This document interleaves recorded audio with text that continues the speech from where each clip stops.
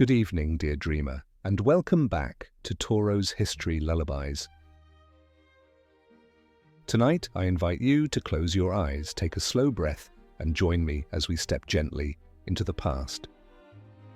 Our destination is the year 1922, a time when the echoes of the Great War were still fading, when jazz was just beginning to hum through city streets, and when the world seemed to balance delicately between old traditions and modern discoveries.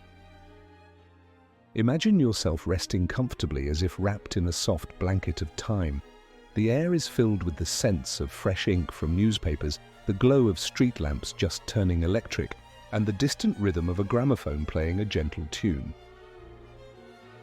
In this quiet journey, we will wander through the great events and simple moments of daily life.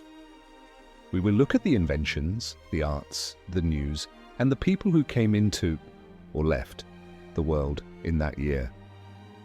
Let us begin, softly, slowly, with the world events that shaped 1922. World events. The year 1922 opened with a world still adjusting to peace. Governments were busy redrawing borders, negotiating debts, and trying to steady economies that had been shaken by war.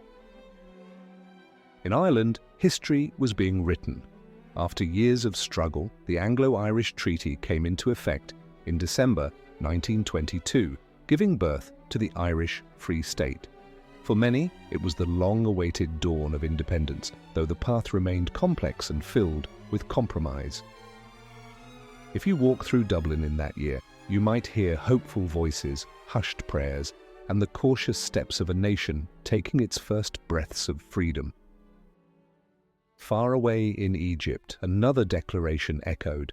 In February 1922, Egypt formally gained independence from Britain. Cairo, with its bustling streets and minarets rising in the warm air, carried a sense of pride as the Egyptian monarchy began to shape a modern identity while still holding close to its ancient heritage. Meanwhile, in Italy, the winds of change were sharper, darker. In October, Benito Mussolini and his supporters staged the March on Rome. A government was formed under his leadership, marking the start of fascist rule. Though newspapers spoke of order and strength, many quietly wondered what this would mean for the years ahead.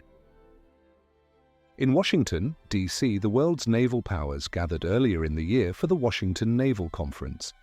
Great Britain, the United States, Japan, France, and Italy signed treaties to limit battleship construction. It was an effort to avoid another costly arms race, and perhaps to nurture peace through restraint. And in Turkey, Mustafa Kemal, later known as Ataturk, abolished the Ottoman Sultanate in November 1922. After more than 6 centuries, the rule of the sultans came to an end, and a republic stood on the horizon. The streets of Ankara carried the sound of speeches filled with reform, progress, and a sense of a new beginning. Nature, too, made its presence known. In Japan, the Great Kanto earthquake would not strike until the following year, but in 1922, smaller tremors and volcanic rumblings reminded people of the fragility of life on the islands. In the United States, the Colorado River Compact was signed, aiming to divide the river's water between western states, shaping communities and landscapes for generations. And perhaps most famously of all, in November 1922, Howard Carter and Lord Carnarvon uncovered the sealed tomb of Pharaoh Tutankhamun in the Valley of the Kings. Imagine the golden sand of Egypt under the desert sun, the quiet suspense as doors sealed for over 3,000 years creaked open. Inside, treasures gleaming in the lamplight, ancient colors still bright, and the sense that the past was speaking to the present. The world of 1922 was full of transition, empires fading, new nations rising, and discoveries that stirred the imagination. Daily life around the world. Let us now leave the headlines behind and step into the daily rhythms of life in 1922. In the United States, many families lived in small but growing suburbs where Model T automobiles rattled along dusty roads. A brand new Ford might cost around $300. In kitchens, iceboxes kept milk and butter cool, and radios, still rare but spreading quickly, filled parlors with music and news. Imagine the sound of jazz drifting softly from a gramophone. Louis Armstrong was beginning to make a name for himself in Chicago. A loaf of bread cost just a few cents and a postage stamp was 2 cents. Children might spend an afternoon with a yo-yo or marbles, while in the evening families gathered for storytelling or piano playing. Across the Atlantic in London, women wore cloche hats and shorter hemlines. The flapper style was beginning to stir curiosity and controversy. Men often wore tweed suits and carried pocket watches. At tea shops, one could order scones with clotted cream for a few pennies. Street vendors called out their goods, and the new double-decker buses made the city feel bustling, modern, and just a little faster. In Paris, cafes were alive with conversation. Writers and artists, Hemingway, Joyce, Picasso, gathered in smoky rooms, sipping coffee or wine, dreaming of literature and art that would define the century. Outside, bookstalls lined the Seine, their green boxes filled with stories for sale. In India, still under British rule, everyday life unfolded more slowly. Markets were rich with spices, silks and clay vessels. Villages heard the distant hum of political movements led by Gandhi, yet also the timeless rhythm of carts, bells and evening prayers. Families cooked over open fires and cricket matches drew excited crowds. In Japan, the cities mixed tradition with modernity. Women in kimonos might ride newly electrified trams, and in Tokyo, department stores were becoming popular, selling everything from rice cookers to Western suits. School children carried satchels, and at night, lanterns glowed along narrow streets. In South America, tango music filled the air of Buenos Aires. Couples danced in smoky halls, their steps full of elegance. Newspapers advertised new phonographs, while families still relied on horse-drawn carts to move goods.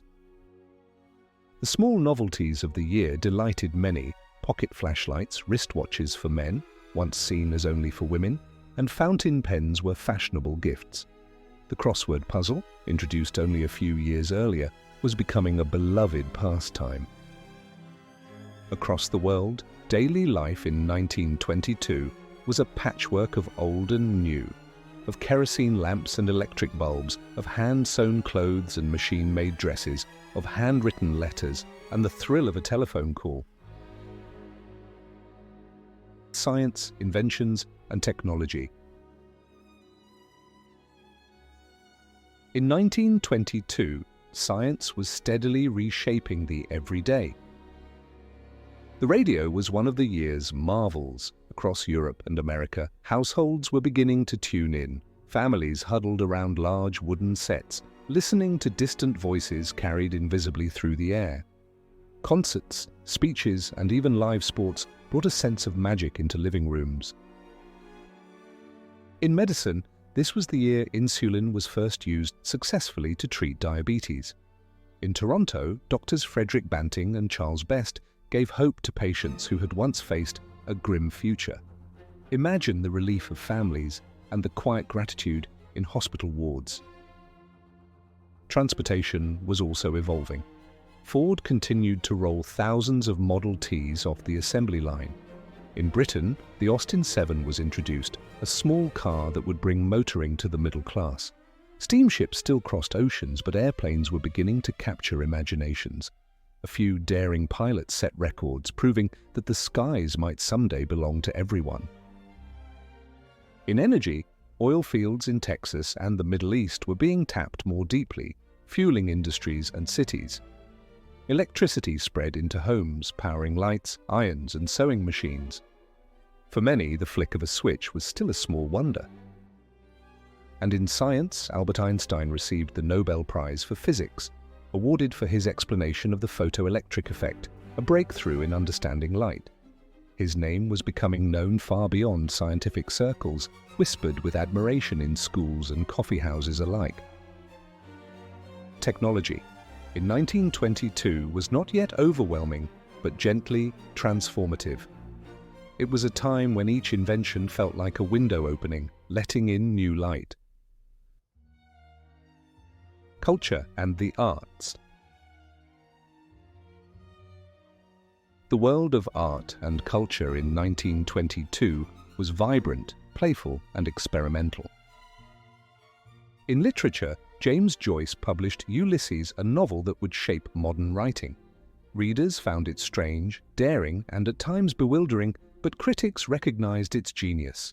T.S. Eliot released The Wasteland, a poem that captured the fragmented spirit of a post-war generation. On stage, theatres presented both classical plays and new works. Opera houses thrived in Milan, Vienna, and New York. Jazz clubs in Harlem pulsed with energy, where Duke Ellington and Fletcher Henderson were among the rising stars. Popular songs included cheerful foxtrots, waltzes, and the beginnings of the Charleston dance. Dance halls across America invited couples to whirl under soft light. In art, Pablo Picasso and other modernists challenged tradition with bold shapes and colors. In architecture, Art Deco began to show its sharp lines and elegance, soon to dominate city skylines. Cinema was still silent, but thriving. Charlie Chaplin charmed audiences with his expressive face and gentle humor. Rudolph Valentino captivated viewers in films like Blood and Sand. Movie palaces, richly decorated, welcomed crowds for just a few cents. Sports provided another kind of escape. Baseball fans admired Babe Ruth, whose home runs seemed almost superhuman. In Britain, football matches drew passionate crowds, while in France, cycling races filled the roads with excitement. Culture. In 1922 was alive, restless, and full of creativity. A gentle hum that carried people into new worlds of imagination.